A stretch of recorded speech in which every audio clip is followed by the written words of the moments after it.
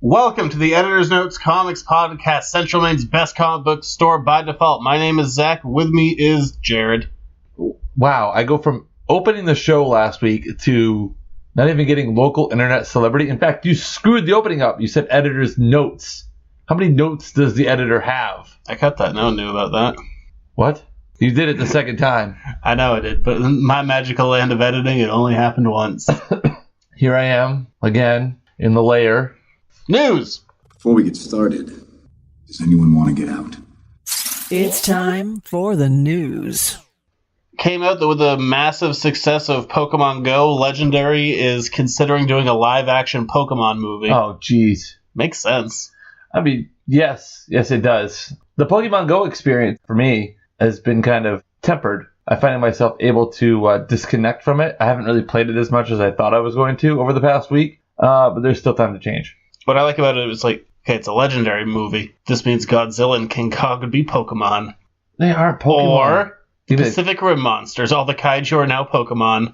I don't think that's going to happen, though. Because those are not pocket monsters. Those are like giant city-eating monsters. I think that's the movie you want to see. I want to see some. You want to see Pacific Rim crossed over with Pokemon. So, like, Ash throws out his Pokeball, and then out come the Pacific Rim monsters and destroy the entire city? No, they have to kill all the Pokemon. That's my version of it. I don't think that's really very I guess that's not marketable. No. Maybe they have to catch them all? Gently? In giant robot suits?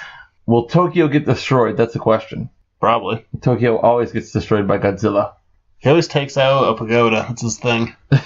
I hate you, pagoda. He does. It's Godzilla tradition. You take out a pagoda.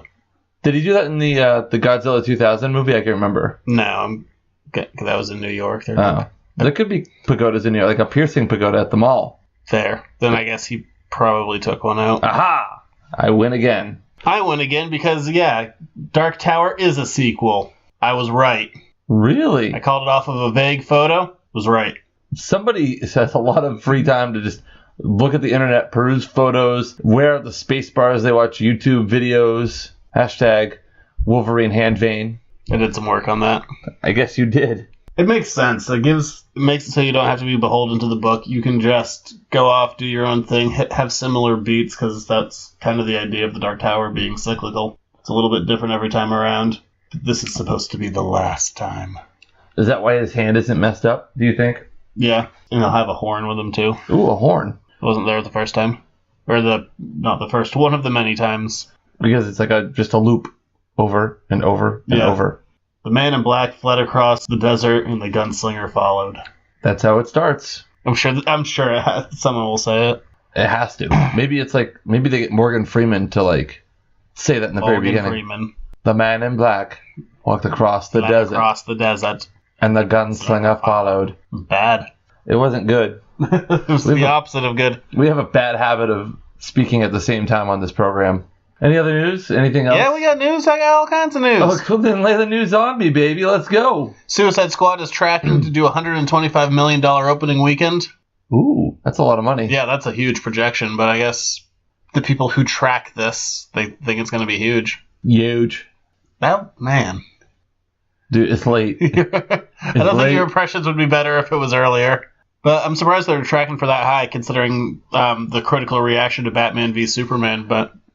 Well, I think they poured all their money into Suicide Squad. Well, that's not true. Batman v Superman had good marketing, but yeah, they've had a pretty good marketing campaign. Yeah, I think a really, really good marketing campaign. And it's a different superhero movie. It's an anti-hero movie. We haven't had one in a while. Yeah, it's only been 5 months. Whatever. We've waited so long. We haven't had an anti-hero movie from DC. Is that better? Are you happier now? Well, yeah, then it's only been 4 months. It's a murderous Batman. He's an anti-hero. Oh, come on. That movie was anti-exciting. Although the extended cut comes out, was it the Danger Cut? That's the Ultimate Edition. Oh. Batman v Superman, Dawn of Justice, the Ultimate Edition. Oh my god, what a long title. Yes. Almost as long as the damn movie. Almost, but no, because they're adding 30 minutes.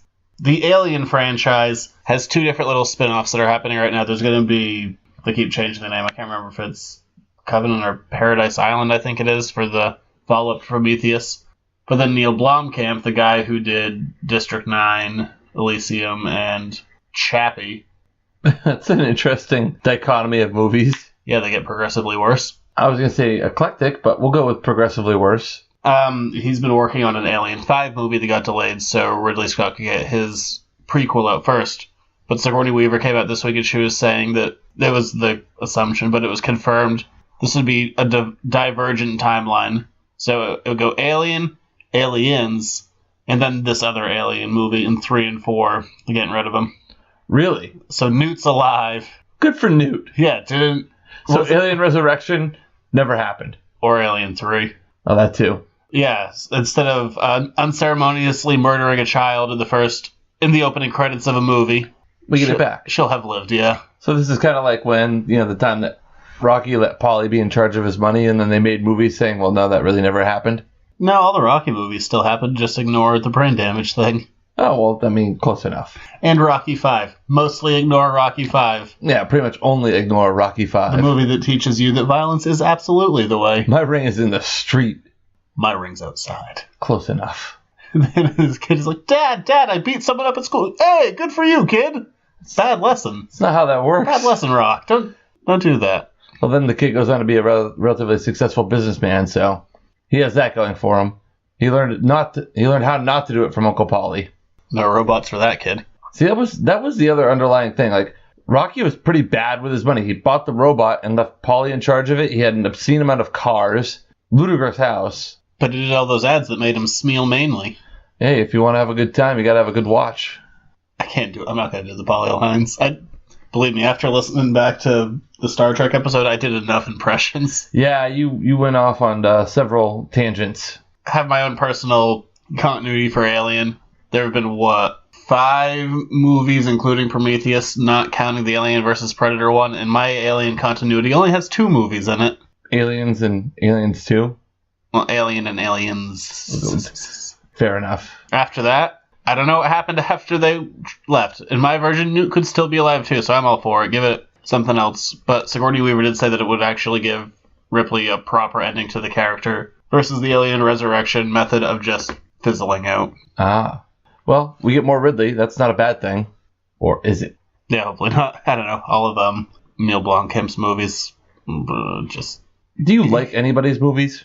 Yes. I like District 9 a lot. Okay. And I thought Elysium, I was into the concept of it, but the execution bored me.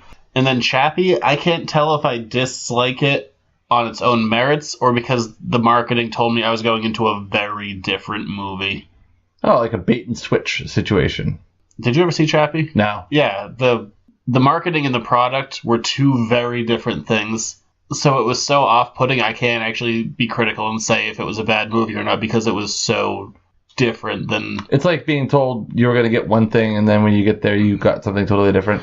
It'd be like thinking you're going, and I'll use it in broad terms, thinking you're going into like a romantic comedy, but it actually turns out to be a slasher flick. Oh, so like... And even though it might be the best slasher flick of all time, you're still really off-put. You're like, that's... What? Are you saying you're going to the theater to see like You've Got Mail, but you end up seeing Machete Kills? But you were told it was the other one. Okay, yes. Oh, I'm going to go watch Tom Hanks and Meg Ryan. Oh no, it's Danny Trejo killing everybody. I rewatched that last night, by the way. I like it. It's out there. It's fun if that's what you want. It's fun, yeah. It's like the violence, well, gratuitous. It's a movie that doesn't take itself seriously. Do you know who John McTiernan is? Nope. Should I? You don't know the name, you know his work. Okay. It's a director from the original Die Hard and the original Predator. Yes. 2 movies I've gotten boldly hydrated to. Family-friendly show. He came out this week, and he was asked about superhero movies. He does not like them, especially Captain America. This was his quote in the interview. The cult of American hypermasculinity is one of the worst things that has happened in the world during the last 50 years. Hundreds of thousands of people died because of that stupid illusion. So how is it possible to watch a movie called Captain America? But he directed Die Hard. Well, Die Hard is really about the everyman in an extraordinary situation and rising to the challenge. But then let's move on to the next one and be like, what? Hypermasculinity? Dylan! Yes. I ain't got time to bleed. Yeah, no kidding. That's like the most hyper masculine movie of all time. He's got a guy that the Indian guy that smears mud on his face and stands on the log and howls. When you have characters greeting each other with mid-air arm wrestling to see who has the biggest forearms. That's iconic. It's also the biceps.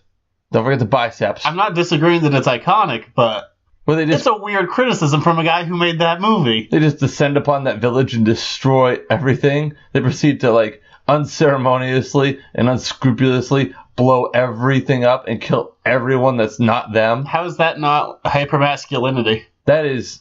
well, I remember buddy of ours' bachelor party. We watched Predator the night before you got there, and we did the Predator drinking game. And some of the rules were like, anytime it goes to Predator Vision, take a drink. Anytime there's like an iconic 80s moment, take a drink. Anytime somebody dies in an over-the-top fashion, we were all blitzed by the end of the village scene. Stick around. Yes. That's Commandos where he throws the pipe and he's like, let off some steam. Bennett. Yes. I think his name was Bennett. It was Bennett. I don't know. I just thought that was weird. Like, okay, like, shouldn't you be angry about what happened to the Die Hard movies? Yeah. Be mad about that. Well, I mean, John McClane doesn't kill, like, a ton of people in the Die Hard movies. Only who he needs to kill. You seen the last two? No, I haven't, like, Live Free and Die Harder. Or Good Day to Live Free and Die Hard. Yeah, I've described a lot of movies as the worst. This one might actually be the worst. Okay, of the three critical Die Hard movies, which one's your favorite? I guess 1, and then 3. Yeah, 1 and 3. I like 3 a lot, because 2 is the same movie again. Yeah, in an airport. Yeah. Even though he's like, why does this keep happening to me on Christmas? Yeah. Also, all the planes landing on the runway that has like a foot of snow on it. No. Or the trail of fuel still being lit for that long. Granted, I've never had experience with, high-octane airplane jet fuel, but... I wouldn't recommend it. No, it would probably end with me not having any hair or skin. I'll probably be dead. That too. I don't know. I just thought it was this weird commentary on comic book movies this week. Predator is extremely violent and masculine. I'm here! Kill me! That was really bad. We've glossed over the most important line of the entire movie. Get to the chopper! I slept with my maid! Oh, now you're drooling. That's unsightly. I probably am. Yeah. Get it together, Predator, right? What? That was in Predator, right? No, I don't think he said anything about sleeping with his maid in Predator. He probably shouldn't have said that out loud. No, probably not. Jesse Ventura's in that movie. He doesn't have time to bleed. No, he doesn't. Old Painless here. Probably should. He was shot. Yes, he was bleeding. Then he died. Yeah, he's actually a liar. In the world of comic books this week, spoiler for Marvel's Civil War II, Hulk's dead. I didn't think that was possible. He had been unradiated. There was a vision of the future that he was gonna turn into the Hulk again and kill all the Avengers. So Hawkeye snuck off and shot him with a special arrow that Bruce gave to him in case he was ever gonna Hulk out again. Civil War II has been... Some people love it. I've been on board for the most part. Killing the Hulk I thought was a big thing because we already killed off War Machine in the beginning of the book. The Hulk's iconic though, man. And I thought the Hulk couldn't die. See, this is disconcerting. He built a special arrow for Hawkeye to use. To kill him? Yeah. He's like, hey, if I Hulk out again, you need to kill me before it happens. Oh. And Hawkeye's just in court. He's like, I saw a flicker of green in his eyes, and... It was time to go. Yeah. Time to die, Hulk. It's one of those things. It's news, but at the same time, he's in a movie in 2018. He'll be back before then. Oh, yeah. Maximum, he's gone 2 years. Yeah. Oh, the radiation, didn't get all of it. He actually resurrects. Yeah, something.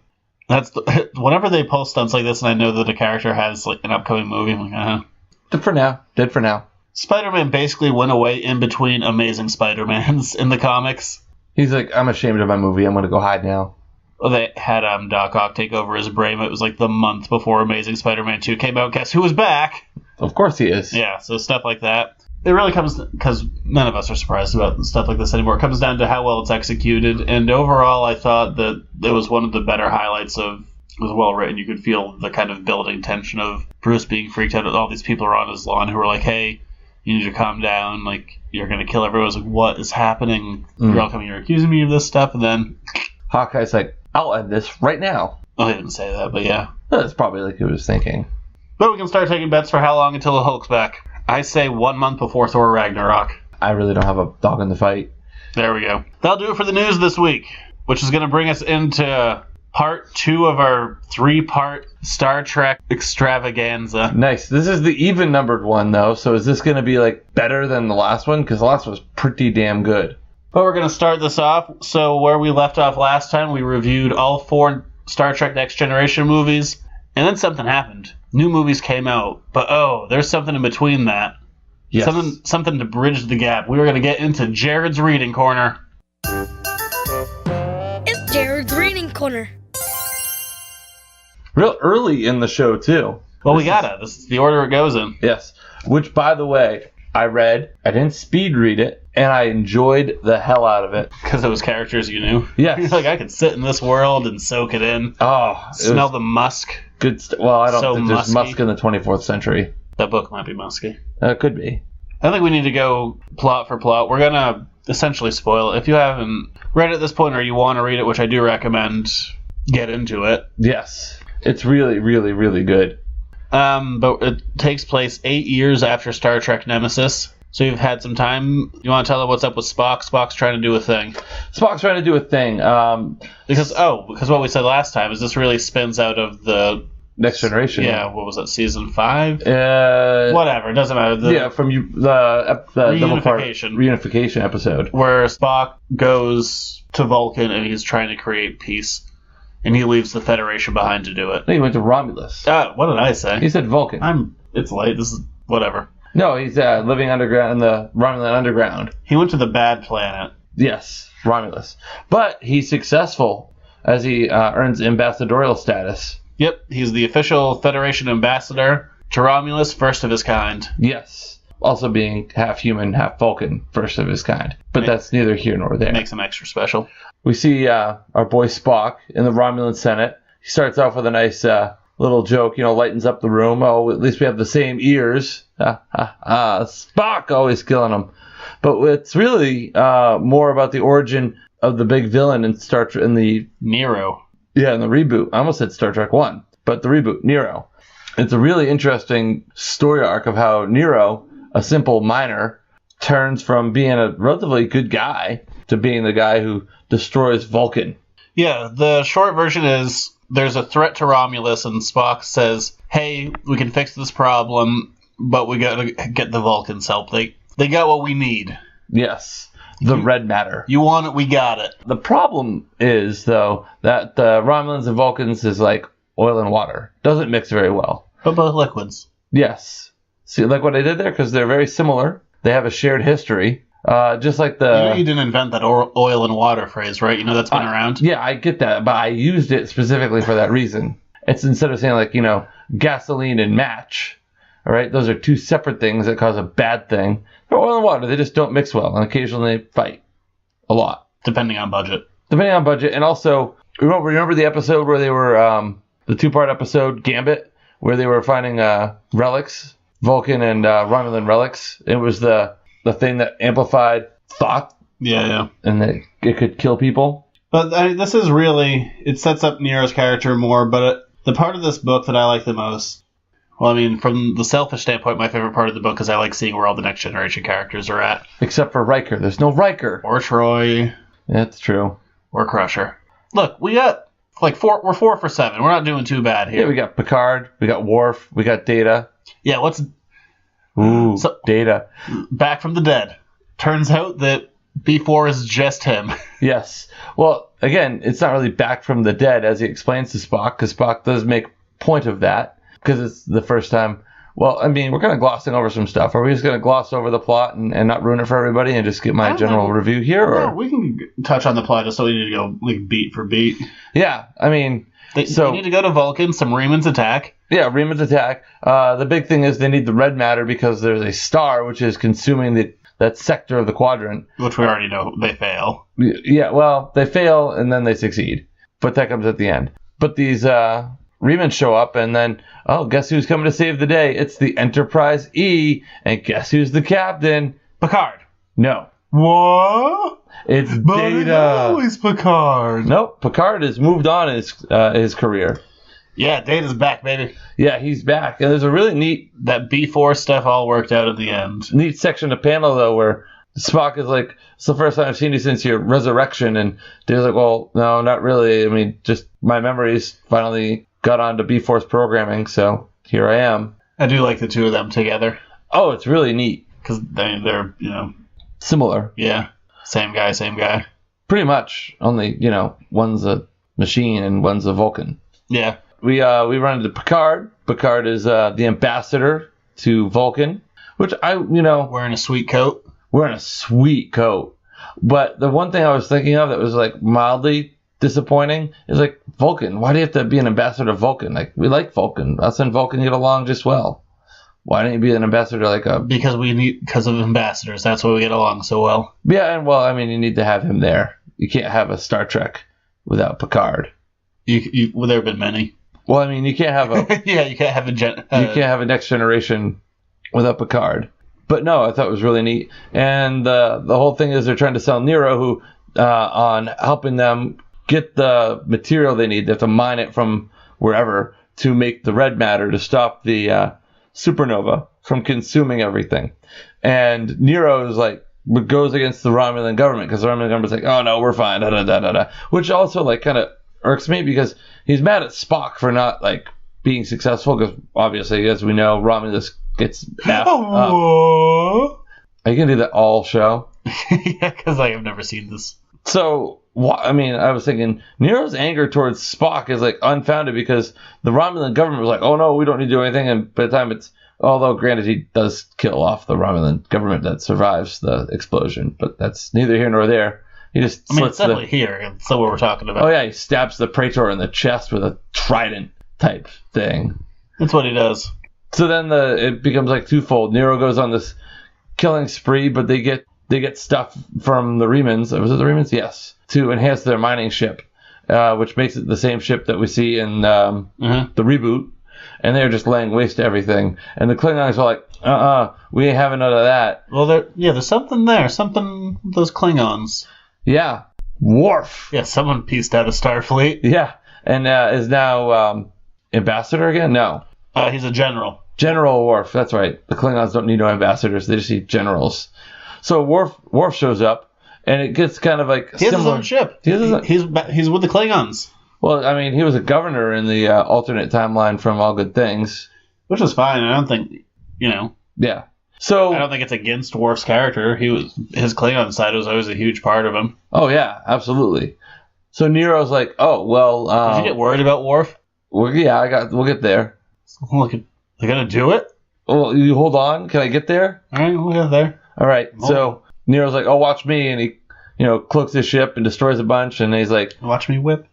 No, watch me now. Oh yes, Nero whipped and nay-nayed. I liked how they went through why Nero has his tattoos. He shaved his head and he inked their pain into them. I thought that was actually pretty stupid. Well, they're Romulans. Nobody likes the Romulans. So anyway, they kind of had some similarities to the Reboot where Nero's like, why don't you just get in a shuttle and you're gonna get in a shuttle and come over here, and Worf's like, okay, I will. I'm thinking, oh great, this is Worf's gonna get messed up. I was right, but for totally different reasons. So they burst very stabbed.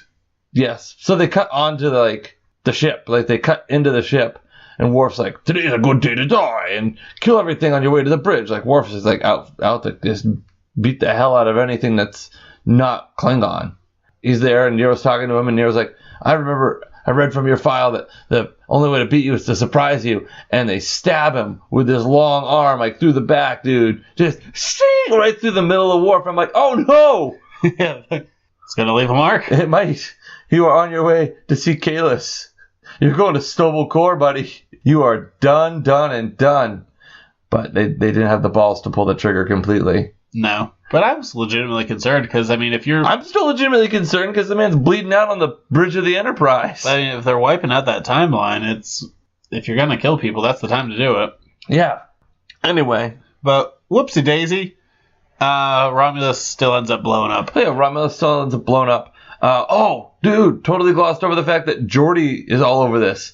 Geordi is the one who built the ship. Yeah, right? It's called the Jellyfish. Isn't that awesome? But what's interesting in the movie, they said it was commissioned or built by the Vulcan Science Academy. I think they say commissioned, then you can roll with it. Oh, okay. We'll say commissioned. Geordi built the damn thing. Yeah, Geordi built the ship that Spock has in that movie. Isn't that sweet? And they like tie off on it too. And just so we're clear, this counts for canon. Yeah. Like there's plenty of comics out there, especially related to pre-existing intellectual properties, that are just kind of like fun. If you want it to be a thing, it can be. If you don't, it's fine too. But generally, in the eyes of Paramount, this counts. Oh yeah. Like JJ Abrams gave his blessing to the book and everything too. Which, by the way, is there no cooler guy than JJ Abrams? He's not listed on it, but there was like a thing. Yeah. Like in the beginning. Something. But anyway, is there no cooler guy to be than JJ Abrams right now? He has his hands on like rebooting two of the most successful and beloved sci-fi franchises and kicking their ass and doing a phenomenal job. And I know we're going to talk about JJ here in a minute. Yeah. And everything that went down. But anyway. That was a fun little connection that Geordi, we get him in there. And his character, I like how every single character that we get returning, it seems like a natural progression. It was like, yeah, I buy that. That's totally something they would do. Like, Worf actually finally gets like an explanation for being somewhere, other than, I'd get pissed off if they shipped me off to DS9 forever, though. Who wants to hang out around Bajor? There was that sweet bar. Yeah, with Quark. Yeah. And you have the wormhole, so you could get, like, elsewhere, I guess, but... So, long story short, Spock is successful in stopping the supernova, but in the process gets sucked into the black hole with Nero's ship, and that's where we leave it. And that's it for this universe. Yep. With Worf laying on the bridge of the Enterprise, just bleeding out. In all fairness, they didn't ever resolve the Worf thing, but it doesn't really matter because that universe still exists, but... Well, it's changed. There's the divergent timeline now. Yes. So that goes with, if you want to think of, what do they call it? Multiverse theory or... String theory? Yeah. I'm sticking with multiverse. They're both the same or similar. Well, the one that's like all time is either one thing or it's like the infinite number of possible options. I think that's string theory. I can't remember. I don't know. I mean, with multiple universes exist because, damn it, I've grown up with comic books and my brain is wired that way. I like it. So there it is. I highly recommend it. If you're a fan of Star Trek, if you're a fan, especially a Next Generation fan, yeah, hop on. That's really what it is more than anything. Like, if you're a fan of just the original Star Trek, it might not grab you that much. But if you're a Next Generation guy, this is definitely... Although I am bummed. Not even like a mention of Riker, like, oh yeah, how's Will doing? Oh, he's kicking ass on the Titan, and he and Troy have a kid. Or two. And 7 illegitimate ones on the side. Well, I mean, those were previous. Yeah, I enjoyed this book a lot. And usually movie tie-in books aren't good. They're usually poorly written. They usually feel rushed and half-hearted. And this one really doesn't. It's a good one. As far as movie tie-in books go, it's one of the better ones I've read. No, it was accessible, I thought, for someone that enjoys Star Trek like I do. But I like how it was after the fact of the movie. Like, this book came out after the movie. So it's like you're not getting stuff that you don't need before the movie or could use. I like that it comes back and explains Nero. I liked in the movie, like, what's up with Nero, and that the movie didn't waste time on, like, showing us Nero. Well, it was, when he's in the book, I'm like, get rid of this guy and bring me back to the Next Generation cast. I want to know what's happening with them. Yes. Because it had been a long time in between seeing new material or new canon material with those characters, even longer for you. Yes. Oh, God, a long, long, long time. And there really hasn't been any canon Next Generation stuff since that. I mean, that's kind of the cap. It is for now. Well, there won't be any more now with the new timeline, so... I don't know. There's a new Next Generation book coming out in a couple of months, but I think it's during the series time, and whether or not you want to count it as canon is really up to you. But I think that'll do it for Jared's Reading Corner. We're going to move on into the land of movies for yet another Star Trek movie review. Now might be a really good time for you to get angry. That's my secret. I'm always angry. It's time for an Editor's Note podcast review.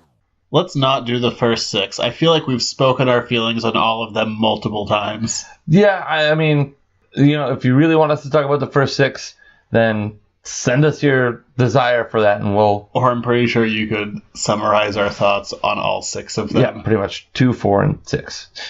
I can live without 1. 3, There are parts of 3 I really like. I really like Christopher Lloyd as a Klingon, because I just like saying that out loud. Yes. Because what the hell? And 5 isn't god awful either. 5 is the absolute worst. What the hell are you talking about? Oh please, one's hard to watch. Those weird uniforms, and it just doesn't seem like it just. And it has that da, da, da, da, da, da, da, over and over and over and over again. That's like the only song that they cut for the friggin' soundtrack of the movie. And it has that child molester in it, so that makes it a difficult watch now. Yes. It's one of those things you're like, oh. That's okay because he gets assimilated into that alien. Yeah, he dies, so it's fine. So I can't like this movie anymore, can I? Not that I ever did, but you know what I mean. Yeah.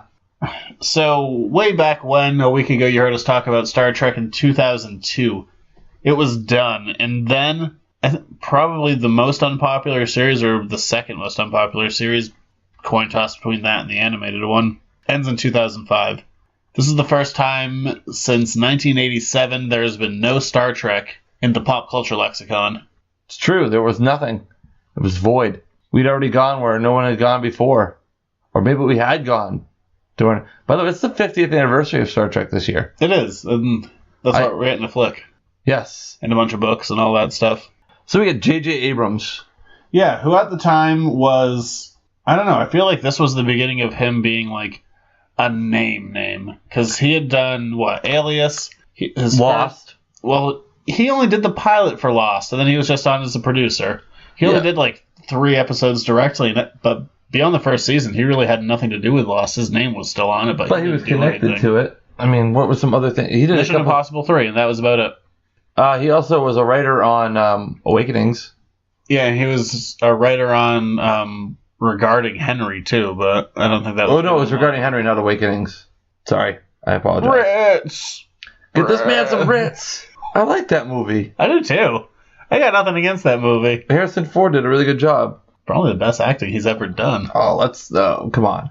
I said acting, not movie. Get off my plane. That's good acting right there. Am I causing you to shake your head in disgust? Well, I'm just thinking about how bad the CG was in that when the plane crashed. Yes. Yeah, not good. But I don't know. I think this is really the beginning of JJ Abrams' big time name. Could be. I mean, he also had Fringe, Felicity, Super 8, but that was after. That wasn't. Super 8 is the least Spielberg movie of all time. He did a Mel Gibson flick, Forever Young. Forever Young. Gone Fishing. I wanna be... What? I hate that movie. Joe Pesci and Danny Glover. What did he have to do with that movie? Let's see. It was directed by... screenplay. JJ Abrams. Heads, unite together. We must murder JJ Abrams for Gone Fishing. No, we don't need to murder him. Taking Care of Business with James Belushi. He wrote that. Anywho, so we got our first Trek in 7 years. Why do you hate Gone Fishing? I don't know. I saw it once, and I have no memories. I'm not defending it. I'm just saying, why is it causing you such rage? All I remember is just seeing red. I watched that movie, and I was struck with a blind rage. Do you know who else? He was also on the screenwriting team for Armageddon. The summer of asteroid movies. Yes. But we get JJ Abrams, and he has given us Star Trek for the first time in years. It's back. And there's a bit of a divide. Some people love it. They think that it's able to be more accessible to new audiences. They like the action. Other people say this ain't Trek. I loved it. They needed to do something to re-energize, and he did it. The franchise, and you kept on defending it, and I disagree, and I think this movie does it better. This movie makes it so you can come in and just watch the damn movie. Yes, it resets don't have to everything. Go back and you need to have 40 years of knowledge behind you. I thought it was interesting because I thought it was going to, when I went into it, I thought it was going to be like they were telling they do, but like the story of, Kirk and Bones and everyone getting into Starfleet. But they took a totally unexpected twist on it by destroying Vulcan. Yeah. And killing Kirk's father and all that and creating an alternate timeline. And how it creates a different Kirk. I'm going to say something here for the movie. Oh, boy. Are you defending the movie? Are you speaking on behalf of movie? No, this is a movie that when it first came out, I loved. I really did. And I've seen this movie probably 10 times since it came out, if I'm giving a rough estimate, and I'm probably lowballing that. Mm-hmm. it gets worse every time I watch it. Why do I even come to your basement to talk to you? You're a madman. This is what I noticed the other night. Usually to prep for these shows, I'll either read or watch whatever it is we're going to talk about. So I just rewatched all the Star Trek movies going into this. Did you even watch the first 6? No, because we weren't talking about them. Oh. Okay. I also don't own those. Oh. You can access them, I'm sure. Yeah. Oh my God, renting things is so convenient now online. Oh, yeah. $2.99? What? Just pay you $2.99 for me to not leave my house? Yes. And I mean... But also, I'd like to reiterate, shop local. For the love of God. Yeah. Shop local. Especially on Water Street in Hollowell. Yeah. But I was watching this movie. I've had a very limited amount of free time in my day. And boy, do I mean limited. I mean, if you're going through a busy phase. So I'm watching this movie, and I've never noticed this before. I'm insanely tired when I'm watching it. I was like at the point of, if I close my eyes, I will pass out for the next 16 hours. There's nothing wrong with that. I don't have that much time. But I'm watching, I'm like, this movie is making me dizzy. And then I started to focus on that. I don't think, because this was only JJ Abrams' second directorial movie. Oh, the lens flare? It's not the lens flare, because that happens, no doubt. But I can accept the lens flare, because if you go back and watch the original series, there's always like a line across Kirk's eyes, and I can roll with that. I don't think JJ Abrams had a lot of faith in the movie itself. The camera never stops moving. It cuts constantly. It's always panning. It's always zooming. The camera does not stop. If you watch this movie and just look at the camera, there is a constant sense of movement in there. On your fancy 4K TV. Compared to the next movie, which I feel like he had more faith in, which coincidentally is not as strong of a movie, but he allows there to be static shots in that movie. He lets the actors do their thing. He allows there to be world building of the sets and all of that. But in this first movie, it's a distraction. It's an illusion to give a sense of pacing. And I don't think he had that much faith in the movie. Interesting. Yeah, because I had never known. And if I hadn't been so damn tired when I watched it... Which is weird, because when you go all the way back around to Force Awakens, that's like spot on good stuff. Yeah, I have no original comments to say on Force Awakens. Any gripe I have has been said by other people and probably better. Oh yeah, it's episode 4, beat for beat, whatever. It's great. I don't care. I enjoyed the hell out of it. Yeah, that was friggin' phenomenal. And this movie, Star Trek is a fun movie. Yes. But the more I watch it, the more I see the seams. And just even stuff like that, I'm like, the film was shot in such a way and designed in such a way to make it go like, we need to keep people constantly engaged because we need to sell them on the idea of Star Trek. And if we even have to give technobabble, we need to constantly keep the camera moving so people can't feel like there's even a second of sitting still. What I think you've done, though, by watching it so much and so often, is I feel like sometimes, especially where you watch these movies a lot, it's like going I watch movies to dissect them. And I wish I could turn that off. It's just what I do. But it's also like, you know, you're like, I've seen it 10 times. Every time I watch it, it gets worse. It's like going to see the same magician perform the same tricks over and over and over again. You're going to lose that sense of wonderment because you're watching the sausage. You know how the sausage is made, given, you know, what you studied in college. That's what I do. I mean, that's what I'll watch a movie. Like, I remember maybe a month ago, I watched Force Awakens again, and I literally sat down and go, all I'm doing is looking for how things were made. And that's sometimes just what I'll sit down with a movie and do and just go, how do we do this? See, I can't do that. I like to watch the movie and enjoy the hell out of it. Like, I watch it to be entertained. I don't go to, break it down. But, I feel sometimes, you watch the movie so much that it's like you go to the same magic show, you see the same magician perform the same tricks. I bet if you went to Penn and Teller's show in Vegas for 20 straight nights, you would feel the same way about that. And that's some amazing stuff. No, and I appreciate this movie, and I still think it's a fun movie. I don't dislike this movie. It's just one I enjoy less each time, which in some cases, sometimes I just need to walk away from a movie for a while, which might be what I need to do here. Could be. What do you think about the name? I like it. It's boom, Star Trek. But we have a movie called Star Trek. Well, we have a movie called Star Trek: The Motion Picture, but... What are you going to call it? What else would you have called it? Star Trek New Beginning? Star Trek First Class? Star Trek A New Hope? No, I like it. Boom. Lays it out there. It's not fancy, and it's a reboot. It sets the tone for me. I like it. It's clean. What are you going to... Star Trek revolution. I just don't like having to clarify movies. And sometimes this happens, like, if I talk about Batman, I have to go Batman 89. And I just like being able But I think people will know, like, if you're saying Star Trek or Star Trek the Motion Picture, there's a difference. The unmotion picture. Yeah. Ugh. Yeah, compare those two movies. The movie that doesn't believe in cutting away from anything to the movie that believes in cutting away from everything. Oh my gosh. Those two movies are the polar opposite. And just long. Well, there were some long sequences, though, with no words and just the Star Trek theme song in the motion picture. Yeah. Like the whole sequence where Scotty takes them on the shuttle, the weird shuttle. Yeah, that's the worst. That might be the worst scene in that movie because that goes on for like forever, and you could tell they're like in front of a green screen. Couldn't have been more than 5 minutes. Remember the little guy waving as the Enterprise leaves space dock? He's like, "Hey, hi, how you doing? Goodbye, everybody. We can do composite shots." But no, Star Trek: The Motion Picture does not do it for me. But part of why I end up disliking the movie a little bit more and more, and that wasn't the camera thing. That made me a little bit sad. It was like, just because I feel like I was seeing through the veneer a little bit of being so worried about we can't have Star Trek to be a sit and talky kind of piece. Kirk is an unsufferable dick in this movie. We open up with him not as a child destroying a convertible, which, by the way, this movie sneaks in so much product placement. It's amazing how much they're able to do considering it's supposed to take place a few hundred years in the future. Yeah. Like, hey, have your Nokia phone and all of your Budweiser. Oh, who was the voice of Kirk's father? That was It was Chris Hemsworth was the dad. Yes. But then he destroys his stepdad's thing. Like, we open with like Kirk as an adult, straight sexually harassing Uhura, getting into fights. And also, this is a weird thing. I noticed this years ago watching it. Kirk gets into a ton of fights. He doesn't win one. No.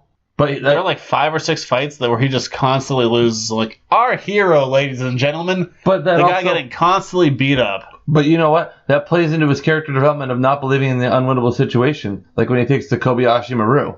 He should believe in the unwinnable situation because he lost like 6 different times. Yeah, but in his mind as a character, he gets up every time, so he wins. That's Kirk, though. That's Kirk. I didn't like him. But you also got to think, this is not exactly the same Kirk either, because the Kirk that we knew, the William Shatner Kirk, knew his dad. Didn't have daddy issues. Yeah, and apparently he's learned a lot of new slang because he's throwing around words like man. When in Star Trek 4, when Kirk goes back in time, he's like, "We'll double up yours." That was double up your ass. Or, I don't know. No, double dumb ass on you. Oh, that's yeah, what that he was said. a double dumb ass. There we go. But yeah, when he's like, "What are you talking about, man?" I'm like, there's this weird disconnect. And alternate timeline, contemporary filmmaking, but still. But also think about where they went back in time to New York in like the 70s and 80s, man. Spock on some heroin. But just so we're clear, for me, this doesn't come down to a Chris Pine issue. I think Chris Pine does really well with the material he's given. I enjoy most of this cast. There are some few exceptions of it, but I think Chris Pine does really well. I really like Zachary Quinto as Spock. I think he does great. He probably does the best. Zoe Saldana as Uhura. I mean, Uhura didn't have a lot to do, and I think that she brings more presence to the role, and I like that. Do you not like John Cho as Sulu? No, I do. I like John Cho. I think they're different, but I still think he's good. Yeah. And appearance-wise, Anton Yelchin, he doesn't look anything like the original Chekhov, but he still brings the right energy for the role, which I'm fine with. Appearance-wise, totally different energy. Right on. Right, it's right what we need. It's going to be weird to watch that knowing that he's passed away. Yeah, it is, which is unfortunate, because I really did like him. I really liked him. It'll be interesting to see what they do with Chekhov, if they have him play through the movie and then something happens in between movies with Chekhov, or they just find a new Chekhov. I don't think you can just recast it. I think that has to be it. There may be no more Chekhov. Yeah, I'm not gonna... What about Simon Pegg as Scotty? Let's move on to happier times. I like him. I like him a lot. Because James Doohan, such a badass. You know his whole thing? Yeah. Like he was at D-Day, got shot like 7 times. Oh, yeah. Lost his finger. The only thing that saved him was a flask over his heart. James Doohan, badass. He is a badass. Yeah. Who hated William Shatner. There were a lot of people who didn't like Bill. Yeah, no kidding. What about Carl Urban? Do you not like him as Bones? I saw your face change. I was saving him for last. What do you think about Carl Urban, dude? Because everyone else, they take the characters they have, they take the archetype of the characters that they have, and they make it their own. No one is doing an impression. Chris Pine, he's not doing the James T. Kirk of it all. But Carl Urban does nothing but a DeForest Kelley impression in both of these movies. We haven't seen the third one yet, but so far all he's done is a crappy impression of my caliber. That's pretty bad. I don't. Yeah, think that's he's real that bad. Do you not like Carl Urban, period, or you just don't like what he did with Bones? No, I like him. I think he's fine. I thought it was cool how the nickname Bones came about. I don't really dig him in Lord of the Rings. I think he's the weak link there. Oh, shut up. But I really... You're kidding. I actively dislike his Bones. You're saying that he is the weak link in the Lord of the Rings cast? Yeah. Shut the front door. Unreal. No, I really hate him in these movies. He's the worst. But here's the weird part for me. Because I think he's terrible. And I know I've said this on other shows. More recently than... God, it might have been last week, maybe 2 weeks ago. They all blend together. Yeah, they really do. Star Trek in itself, Kirk is the focus. Spock and McCoy are the opposites. And I'm repeating myself here, but I'll do it anyway.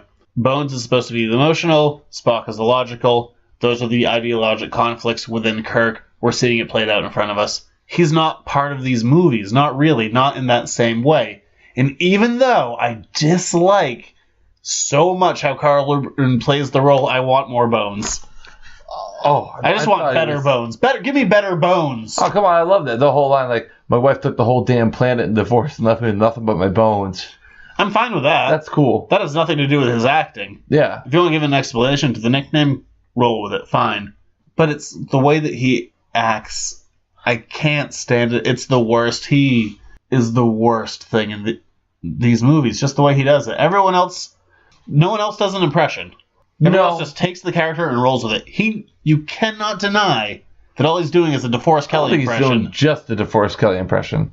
I mean, I have to rewatch. I haven't rewatched it like you have. I like this character. I like him. I think he's entertaining. Did you not like him in Doom? Boy, this is actually controversial. People love... Wait, which one? Doom. Carl Urban. Doom? Yeah, he was in Doom. What's Doom? Like the movie Doom. About the video game? Yeah. Oh, I didn't see it. Oh, okay. I thought you were talking about another movie. There's Everybody loves Judge Dredd who saw it. Like, it was amazing. Oh, I didn't see the new Dredd movie. Like, it was just marketed poorly, but it's amazing. I didn't like it. I like the original Judge Dredd. I didn't see the new one. I am the law. The law. The law. I'm the minority, but I didn't like the new Dredd movie. Oh, and wow. that does make me the You're minority. the minority in this basement by saying that Carl Urban sucked in Star Trek. I like him a lot. I think he, as an actor, he has a really good energy. As a person, he seems to be very involved in the roles that he does. You're also in the minority by saying he sucked in Lord of the Rings. I don't know. Maybe am I? I don't know. Do you hear a lot of Carl Urban praise over the Lord of the Rings? I don't hear a lot of Carl Urban hate. I didn't say I hated him. I didn't think he was bad. I thought he was... Oh, come on. I think, it's hard to find a real weak link in that, but some of the Eowyn stuff, and this is not me being, sexist, but I don't know. Some of the Eowyn stuff was eh. Yeah, no, she's a little flat, too. No question. Especially when she kills the Witch King Akmar. I am no man. That's... That was her best moment. You think it was her best moment? Easily. It's the highlight of her Compared character. Compared to being I made soup that sucks. Well, yes, but that thankfully got cut from the movie. But then again, that movie also won 11 Oscars, so hard to find fault with it. Yeah, I did Carl Urban. So I didn't get 12. Well, it wasn't nominated for 12. It won all 11 it was nominated for. Exactly. Was it 11 that it got nominated for? Is that still number 2? The only one to beat it out is Ben-Hur? It's that, Ben-Hur, and I think Titanic. Those are the 3 of the 11. Ah, right. It's a tie.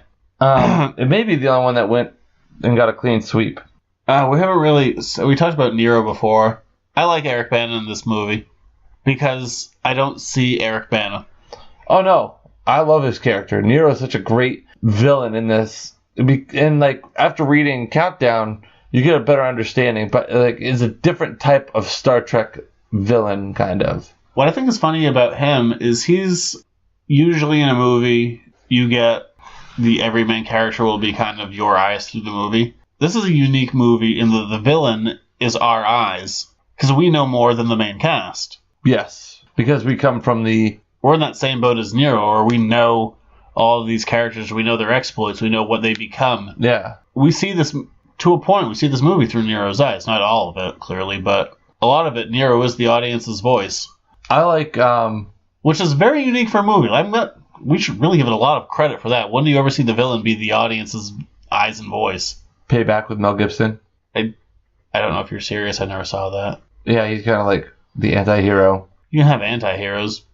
Nero's not an anti-hero. He's a straight villain. A straight bad. I guess, I don't know. At this point, he's like, I'm going to blame you, Spock, for the destruction of my world, no matter what. What did you think of all the Spock stuff?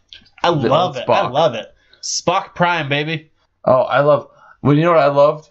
I loved in the ice cave, he reveals himself to Kirk. He's like, I'm Spock. He's like, bullshit. That's the Indiana Jones movie. That's the Temple of Doom moment. Yeah. Where you save the cursing for the right moment.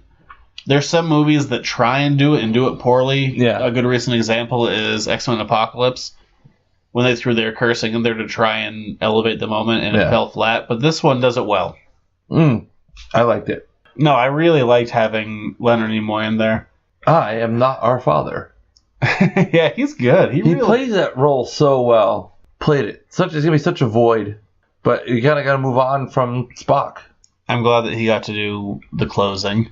Oh, when he got to do the captain's oath. The final frontier. These are the voyages of the Starship Enterprise. But they did change it. Did you notice the change? Where no one instead of no man. Well, no, not that. They go instead of the original, because the original was a series 5-year had mission. 5 year, but they say was it ongoing? Ongoing mission. Yeah, these are and it's ongoing mission. Well, they did the same thing with Next Generation. Yeah, but that was established in the beginning. Yes. We didn't touch on Pike at all. I think we should touch on Pike. Oh God, I love Christopher Pike. So for those who don't know, in the original Star Trek pilot, Christopher Pike was the star of Star Trek. But it was just for the pilot episode. They changed it to Kirk when it actually went to air with episode 1. Yeah. And then Pike came in the first season, and they showed a lot of the pilot footage in flashback. But they have Pike come in, and he's beyond like a quadriplegic. He's a guy in a box that rolls with his head sticking out of it with Stephen Hawking's voice. Because of all the pilot stuff that they showed.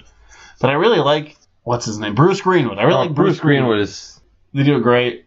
And I like at the end of the movie, I mean, they didn't do like the full boxy thing, but they have him in a wheelchair. Yeah. So it's this fun little nod. Also, I like Tyler Perry in this movie. And if we ever watch movies with Tyler Perry, I'm probably going to say the opposite. So yay, Tyler Perry in this specific small role. You're full of a lot of praise right now. This is an unprecedented moment in the show. We're moving on to Into Darkness soon enough.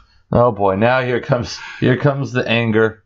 Like I said, this movie, I really enjoyed it when I saw it, and I really enjoyed many viewings of it. And clearly I like it because I've watched it so many times, but I starting to fall apart for me a little bit. Because it's too much of a good thing. I bet if you didn't watch it for 6, 8, 9 months, you'd like it in Which 6, is 8, probably 9 about months. what I do. I mean, the reality is... How many times have you watched it in the last 2 months? Once. Oh. Just for the show. I mean, when I was in college and right out of college, I had a lot of time to watch movies and dissect them. I don't have the same amount of time that I used to. It's hard being a small business owner. Yeah, time goes away. Yeah, it's hard out here for a pimp. That's not my business. Oh, well, no, I know it's not your business, but I'm just using lyrical stylings to help connect. But overall, I would still, on our overly complicated rating system, it's unreally complicated. No, it's pretty straightforward. Yes and no. Yeah. On the rating system of see it in theaters, red box it, or try and better your life, why are you watching this? We really need to come up with a name for that third one. I change it every time. Yeah. I'd still give it a see it in theaters. Oh, absolutely. I think it's a totally accessible movie for new audiences. It makes Star Trek relevant again. I wish I had seen it in 3D. I don't, theaters. but I don't like 3D. It's darker, I know that, but I don't know. It'd been interesting to see it in 3D. But no, I liked it. I would see it in theaters. I would put up a giant sheet with an HD projector and watch it on someone's lawn. Just randomly pull up to their house and just. That's the second time you brought up just getting like a sheet and a projector. What's up with you and a sheet and a projector? Because you can like recreate the movie experience. Because we did it that one time with Hard Ticket to Hawaii. That wasn't just a sheet. That was like a comforter. I don't remember that specifically. It's been years. Or it was something, I don't know, but. If you don't know what Hard Ticket to Hawaii is, don't look it up. Oh, no. You must. It's a hard ticket to Hawaii. Okay, maybe now you've ruined it for people. Yeah, they were smoking some serious doobies. Why did the police have nunchucks? Why did the guy have a rocket launcher to shoot down an inflatable doll? And why did the inflatable doll blow up so much when the rocket hit it? I don't think that snake in the end was real. You know, the one that exploded in the toilet. Just when he thought it was safe to take a pee. Meanwhile, on Google, searches for Hard Ticket to Hawaii are going through the roof. Yeah, from 1 to 7. Listen, there are more than 6 heads. I know, right? We're doing good. So this happens, and then JJ Abrams has to go make a boring movie about a train monster and try and be Spielberg, even though he's not Spielberg. 8mm? Oh, no, not 8mm. Super 8. Yeah, what? 8. I'm sorry. 16. What was the Nicolas Cage movie? That was 8mm. That definitely wasn't J.J. Abrams. Yeah, so he has to go make Train Monster, not a Spielberg picture, and then he comes back to do Star Trek Into Darkness, no colon in between. Nope, just Star Trek Into Darkness. Kind of is following the first. Well, the reboot movie didn't follow motion picture. No, it didn't, which is nice. Actually, in hindsight, it's a little bit funny. This feeling inside? Yes. Are you not one of those who can easily hide? No, I'm pretty tall. Okay. But J.J. Abrams does this movie. Let's compare it to Star Trek right now. I'm sorry, Star Wars. Let's compare it to Star Wars. You're picking up what I'm putting down mentally right now. Because J.J. Abrams essentially does The Wrath of Khan again. But he puts a neat twist in it. But people do not like it. People jump down this movie's throat. They dissect it. They throw it apart. They say, this is a weak shadow of the original. And then J.J. Abrams goes off and he does Star Wars, pretty much doing the same thing he did in this movie, and people eat it up. But Star Wars, and here's my problem with that, is Star Wars was so much closer, beat for beat, to New Hope. That's my question, because this isn't in my notes. We're going in blind here. Oh boy. I don't have an answer to this. What do you think? So what's the difference? What makes this movie reviled for doing essentially the same thing that made people love Star Wars? I think part of it is... I'm asking so I have some time to think about it myself. Thank you. You're making me do the... You do it on the spot. I'm going to think of a calculated answer. So I'm the cannon fodder here. Just throw me out there and then you'll formulate a much better opinion based on my ramblings here. I feel like I think he learned a lesson maybe in doing Star Wars about giving the people what they want. But I also feel like... But what's the difference in the fan service? Because Star Wars fans, I feel like they know what they want and they love it. Star Trek fans want something new and edgy. Is the difference between doing an homage, which Force Awakens was? Force Awakens wasn't recycling Darth Vader. It was giving us more... Compared to doing Wrath of Khan again, where you're giving us whitewashed Khan. Is that the difference? Is it just that it's not... No, but I feel like there's a difference between Wrath of Khan and this. Because in Wrath of Khan, you've got the Genesis Project. You've got the Genesis Project, and you've also got Chekhov finding Khan and his people on the planet. Which, how did Chekhov do that? He wasn't in there in Season 1, Episode 17, Space Siege. He didn't come around until the second season. I don't know if it was Episode 17. I feel like it might have been, though. Well, regardless, I don't know. I think it might be because... He shouldn't know Khan. He should... Well, I'm sure that he read the report. Khan! But he did it more Russian. Yes. I don't think it is as much Wrath of Khan beat for beat. I think there is a lot... The overtones are the same. You also have the secondary villain in... Or is it because they recreated moments in this movie compared to Star Wars, even though it is structurally the same, it's not a recreation. Yeah. I think they are... Where you're not going to have the versus blowing up of a super weapon is different versus Kirk yelling Khan or Spock yelling Khan, where you're not mirroring it exactly. Is that or Khan... or Spock... Wait a minute. or Kirk being the one who sacrifices himself for everyone, which is totally against his character at this time. Because he's a sexual harassment asshole? Well, he's got to get the green space booty with the girls that have two tails. And he really likes Beastie Boys. In all fairness, so do some of the characters in Star Wars. Yes. Did you know that? No. There was a character named after a Beastie Boys album. Or was it an album or a song? I can never remember because they're also... Intergalactic? No. Oh. There's Hello Nasty album. Yes. I'm going to say both. Song. Just so I can yes. It is an album. I was going to clear it up later in editing. I gave myself both choices. Nice. But there's Hello Nasty, and there's a Star Wars character who does the run on Starkiller Base called Hello Asti. Ah. Maybe JJ Abrams is just a big Beastie Boys fan. He is. He's a huge Beastie Boys fan. There's Beastie Boys all over the place. Word. Except Intergalactic does create a weird era. Weird that you bring that up. Because they talk about a nerve pinch from Mr. Spock in that song. Oh, yes, they do. Yeah, Intergalactic. Beastie Boys, pick any other band to enjoy, because Beastie Boys actually sing about Mr. Spock. Bilbo Baggins. From Mr. Spock. Ah. Yes. I just can't think of Spock without thinking of Leonard Nimoy singing Bilbo Baggins. Oh, by the way, the last episode I was singing Bilbo Baggins. I think I was doing it to the Flintstones theme. Yes, you were. Yeah, you totally dropped the ball. You messed that up. Go back and listen to me sing and massacre a terrible song. Yes. Or improve it. And by the way, if you listen to both of us singing in the last episode, one of us is clearly more tone deaf than the other. I'm going to give you a hint. It's not the person who's talking right now. I'm extremely tone deaf. Oh my god. You sound like 4 words. That was 4 more than I should have sung. I left it. I didn't cut it. Whatever. I don't care. I'm here to entertain the people. Local internet celebrities. They got to do what we got to do. Either way, Star Trek, the 2009 Star Trek, comes off as a critical and commercial success. There are some Trekkies or Trekkers, or shut the hell up, it doesn't matter what you call yourself as a fan base, who are mad about it. But overall, this movie is very well received. Yeah. I liked it too. I thought it did neat things and changing different things. Admiral Marcus really ends up being like the big villain in the movie at the end with... Well, you just jumped movies here. That was something of Star Trek. But then we got Into Darkness. Well, we've been talking about Into Darkness a little bit. Yeah, a little. We're touching on it. Yeah, so RoboCop is our bad guy. Yes. Or Buckaroo Banzai. Take your pick. A little column A, a little column B. One is more popular than the other. One is extremely more popular than the other. That movie totally passed me by. I only watched that recently. RoboCop? Buckaroo Banzai. This is the first I've ever heard of it. It's a movie that we should have been loving our entire lives. It's not going to happen tonight. No, never. The fact that, I'm like, why didn't I grow up with this movie is beyond me. Now I've got to IMDb it. It's an 80s movie that we should have always been appreciating. Buckaroo Banzai?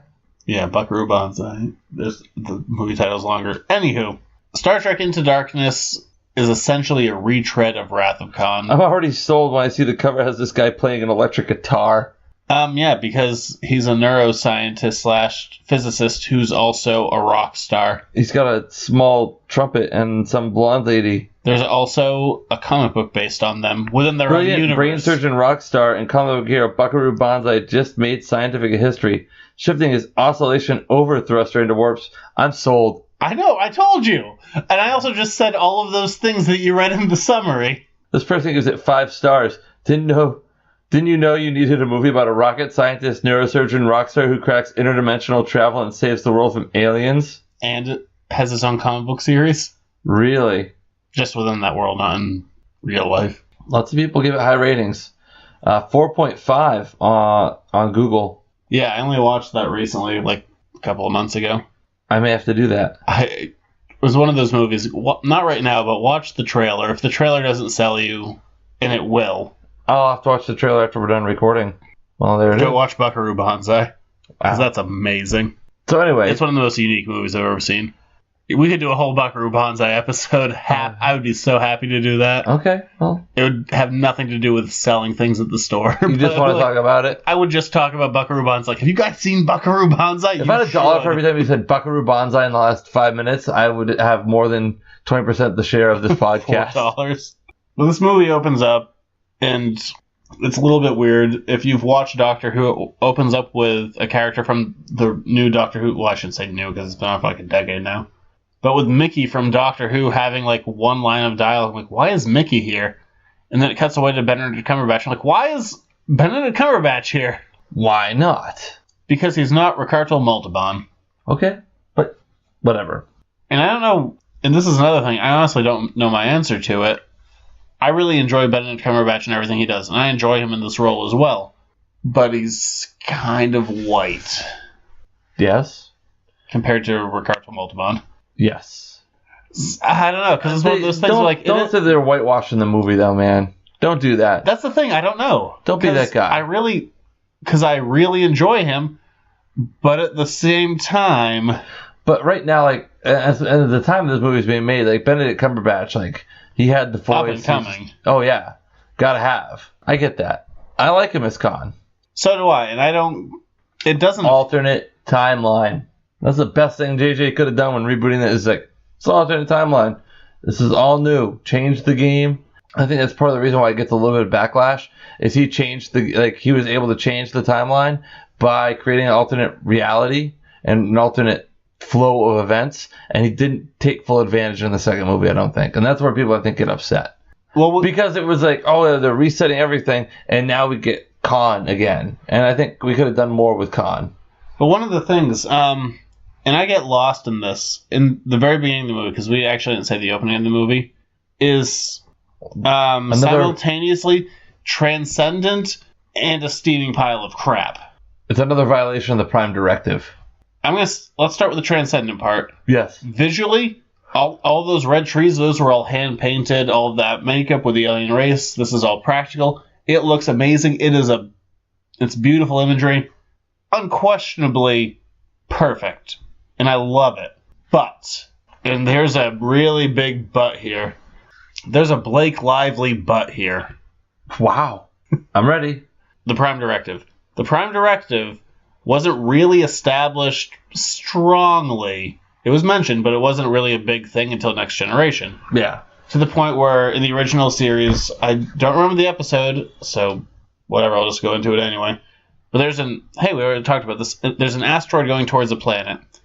And there's an episode where what they have to do is blow up said asteroid to prevent it from destroying said planet. Yes. Going with Next Generation logic of clear directive of the Prime Directive, you can't do that kind of stuff. Original series didn't really matter that much. They hadn't established it. Stop the asteroid. Even in like the Star Trek video games, the Next Generation video games, that's one of the missions. Asteroid is heading toward whatever planet.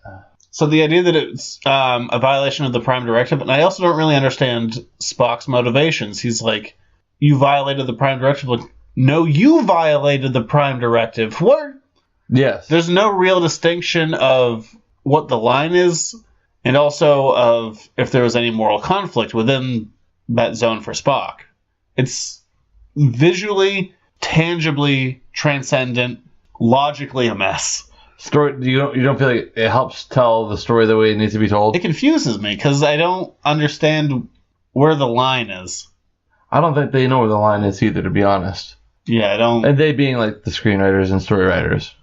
So they detonate this cold fusion device in this volcano, and Admiral Pike loses his, collective brain over it. But this had an amazing piece of marketing. JJ Abrams went on Conan, and they showed 2 frames. They're like, we're going to show you an exclusive clip of Star Trek Into Darkness.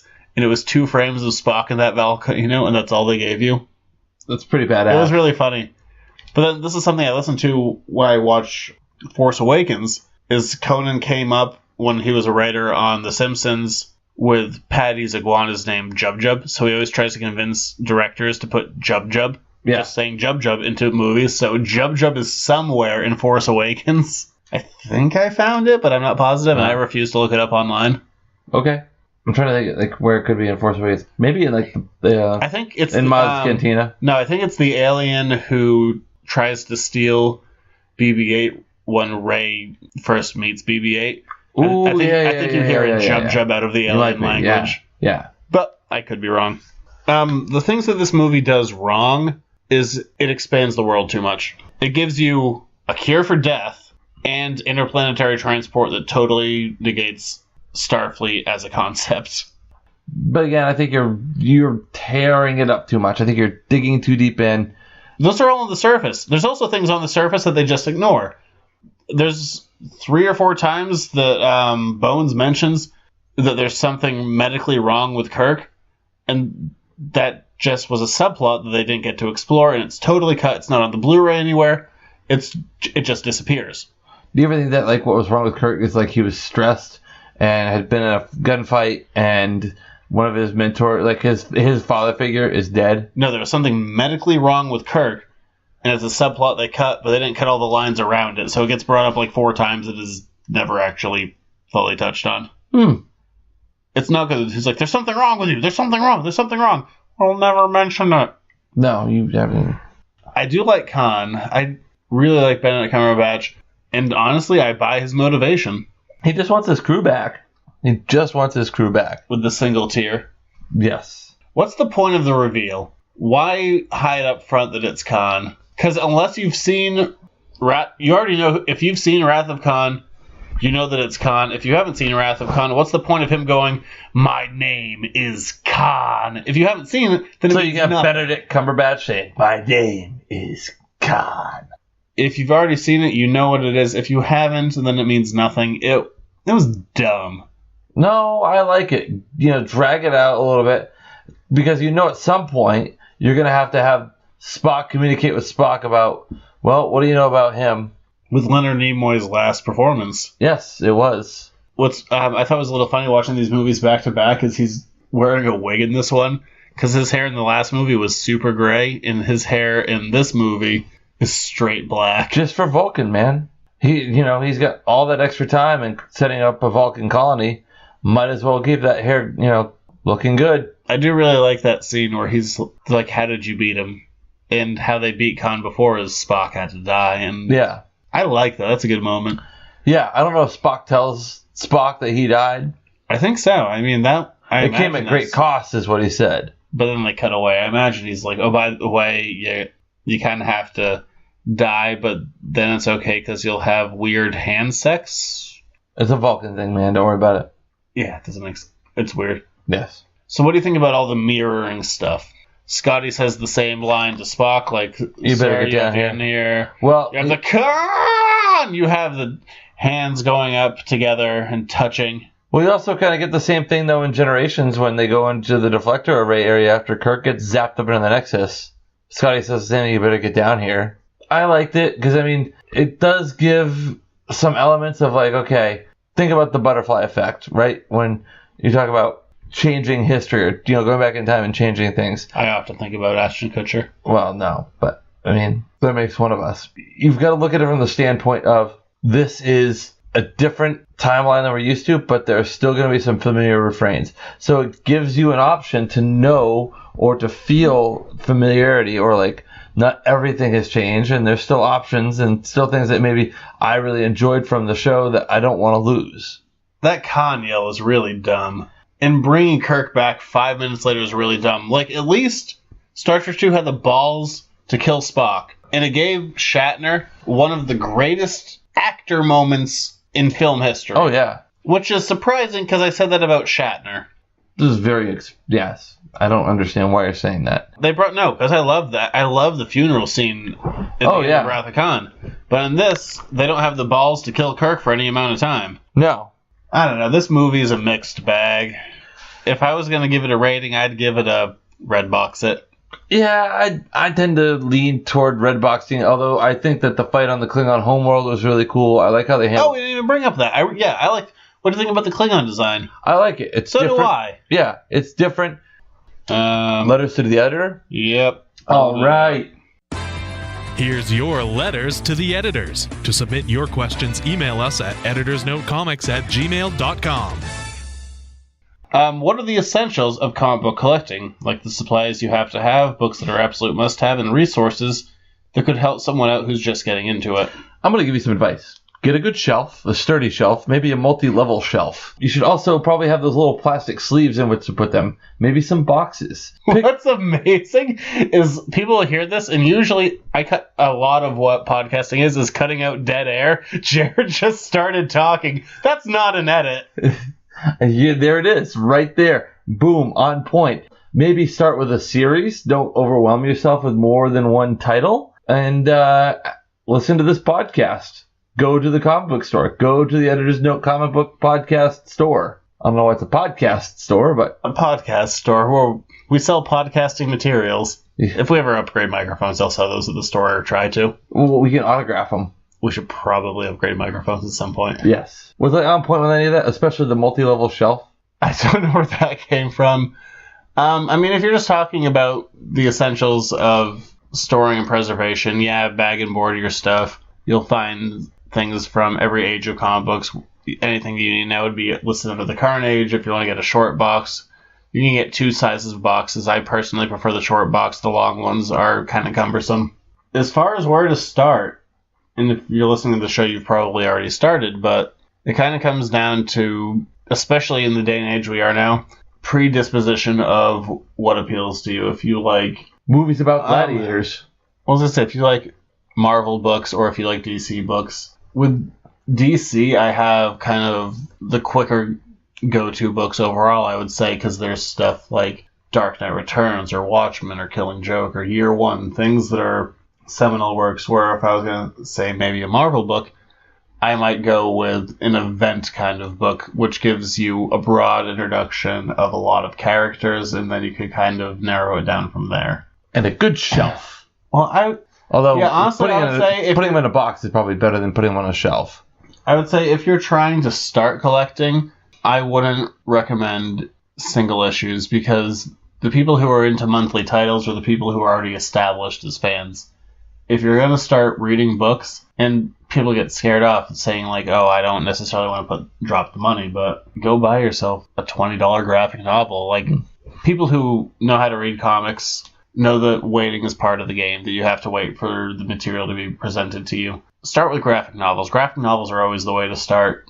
And because you don't have to do the monthly wait, you don't have to potentially lose interest. The story is presented to you. The way that especially modern stories are written, they are written for the graphic novel form. You're supposed to be able to pick up any graphic novel and start reading it beginning to end and not have to worry about context. And given how much material is out there in the world with all the movies, television, these characters aren't hidden anymore. If you know a character you like, or you've heard of a certain story, just buy the graphic novel.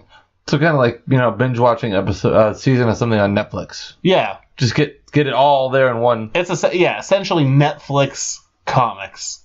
Bam! I contributed to the show. There you go. Ha! I gave you advice on something I have no idea how to do. Yeah, because I haven't given you like the straight up floppy issues. No, you haven't. We've just done graphic novels on this show.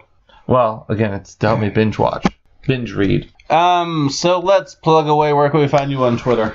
You can find me on Twitter, at Junior Rich, and I don't know if you've gotten any tweets this week. If you haven't figured it out, we're recording 2 episodes so close to back because I'm on vacation next week and kind of needed to do this ahead of time. Because I wanted to give material to you, the listener.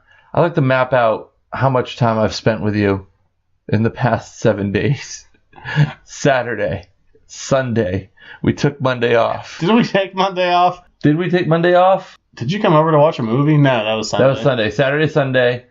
Took Monday off. Came over for the podcast on Tuesday. Normal podcast. I spent Wednesday with you editing the podcast. You spent Wednesday with me. It felt like I spent I had a day of reprieve. And then back here Thursday, and now it's Friday. And I'll see you again Friday afternoon and Saturday and Sunday. There was 2 days out of the 7-day stretch where you're not in my life. And one of them, I listened to your voice all day. Go on your damn vacation.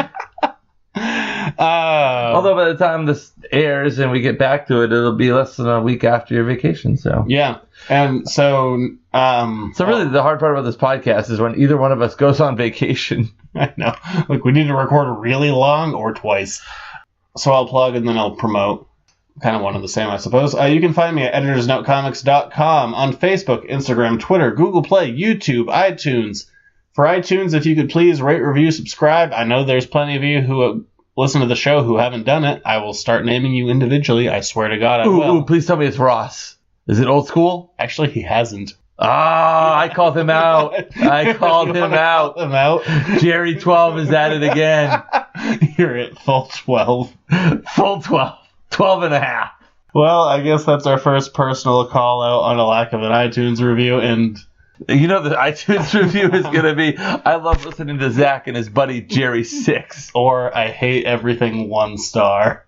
Well, no. There's no need for that now. No need for that. But we will be back next week, I think, when the show comes back. I think we're going to be talking about Star Trek Beyond. We'll have seen it in theaters by that time. Yeah, buddy. And wrapping up San Diego Comic-Con. Very cool. Very cool. In the meantime, tweet at me if you want while Zach's on vacation. Well, they won't really know. The schedule won't be different for them. I won't release this until the regular podcast day. Oh, I should have plugged that last time. Oh, well, still tweet at me. Tweet at me. Give me your thoughts. Give me your opinions. Actually, tell me where I can find a nice multi-level shelf from IKEA. At IKEA. At IKEA. Definitely at IKEA. I want an IKEA shelf. Where do I find that? IKEA. There you go. Are the instructions to put together a shelf from IKEA like as difficult as anything else from IKEA? I've never gone to an IKEA. I have no interest. Is there an IKEA in Maine? No. The closest one's in Massachusetts. All the cool stuff is in Massachusetts. If I ever need to see a show, I was going to Massachusetts. It's kind of annoying. What do you mean, see a show? Concert, comedy. Anything. I very rarely go to shows in Maine. I've been to a bunch of shows in Maine. I'm going to a show in New Hampshire in August, though. So is that OAR? Yes, it is. Because you listen to OAR more than any other person listens to OAR. Even more than the band themselves, and they play their music nightly. Yeah, because they haven't come out with anything in like 15 years. Actually, I got a free album with my ticket purchase. I'm sure you did. Damn straight. I've just always wanted to see OAR. I've been listening to a lot of 90s alt this week, though. Wait, you've never seen OAR for as much as you listen to them? I've never seen them. I feel like I have, because I've listened to a bunch of them. Because Jared has a Spotify account, and 4 different people have that password, so sometimes it's kind of fun to watch what people are listening to, and whenever there's OAR for 4.5 hours, I know Jared's the one listening. I'm usually doing, like, yard work or something. It's just easy listening. Or maybe I'm getting blasted in my backyard. It's weird that you like are cyber stalking me on my Spotify account. Well, if I'm trying to use it. That's true. Like, can I go back yet? No? Still OAR? Okay. At least you're courteous compared to other people. Like, when I'm trying to listen to music and I say listen on this device, they fight me on it. Is that really? I never do that. Oh, no. People are like, listen on this device. And I want to listen on my device. And then it'll play, and then another song will come up. I'm like, that's not the song I wanted. Play on this device. Song comes back up that I didn't want to hear. I've never fought you on it. There's been a couple of times you've cut me out, but I'm like, well, I'm not the one paying for it. You're damn right. I guess. Show some respect. I guess I can't really do anything. Thank you. I'm not the one spending money, and I'll wait, and I'll go back and check. Like, no, I still can't. No, but there are some ungrateful ingrates out there that are allowed to have access to my Spotify that think it's their own personal musical joy wagon. It's like taking the car out. Joy wagon. I don't know, but it's a thing. I'm tired, man. I guess we'll see. It's 12:30 at night. I just want to go to bed.